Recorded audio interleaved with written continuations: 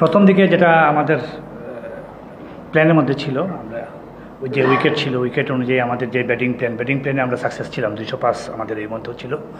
But এখানে যে পরের উইকেটের যে বিহেভ, তারপর মাঠের যে বাউন্ডারিটা আসলে 65 ছিল, এটা আসলে ডিফিকাল্ট এটা এই রানটা বিয়ে করা। আর বেসিক্যালি আরেকটা জিনিস হচ্ছে কি, আমাদের সত্যিকার করতে গেলে আমাদের দলেও একটা বলারের শট ছিল, এর জন্য এই জায়গাতেই আমরা পিছিয়ে গেছি।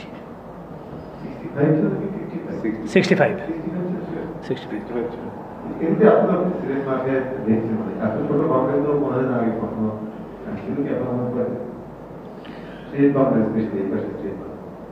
এটা তো আমি আসলে বলতে পারবো না, এটা আসলে গ্রাউন্ড অথরিটি কেন এটা ইয়ে করছে, এটা ওরাই ভালো জানে।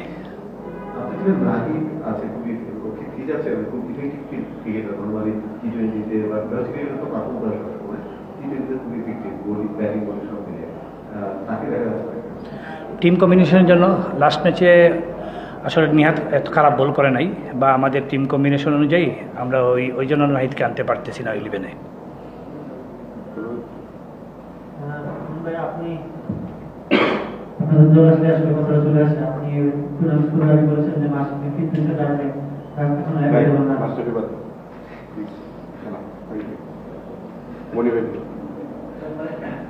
খেলা প্রচুর দর্শকদের একটা আগ্রহ আছে, একটা জায়গা আছে, আজকে ভালো কাজ করেও তো ধরো না, নেক্সট ম্যাচগুলোতে আপনি তাদের জন্য কি বলবেন বা কি আশা করেন?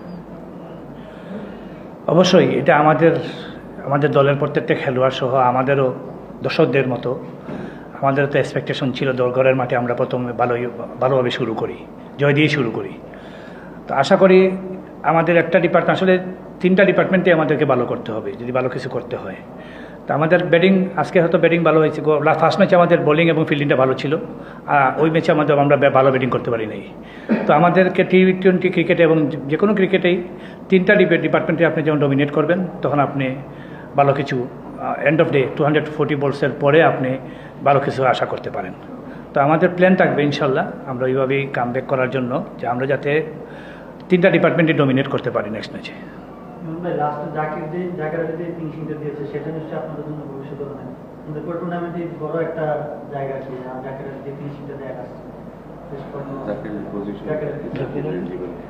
জাকির আলী অনেক, অবশ্যই আমরা জাকির আলীর যে আমরা লাস্ট বাংলাদেশ টিমও দেখছি ওয়েস্ট ইন্ডিজ সিরিজে ওর ইন্টেন্টটা, এবং এইটার যাতে ধারাবাহিকতা মানে এই বিপিএল এবং আগামীতে যাতে বাংলাদেশ টিমের জন্য এই ইয়েটা রাখে, এটা আমাদের বাংলাদেশ টিমের জন্য, আমাদের দেশের জন্য একটা ভালো অ্যাসেট হবে ও।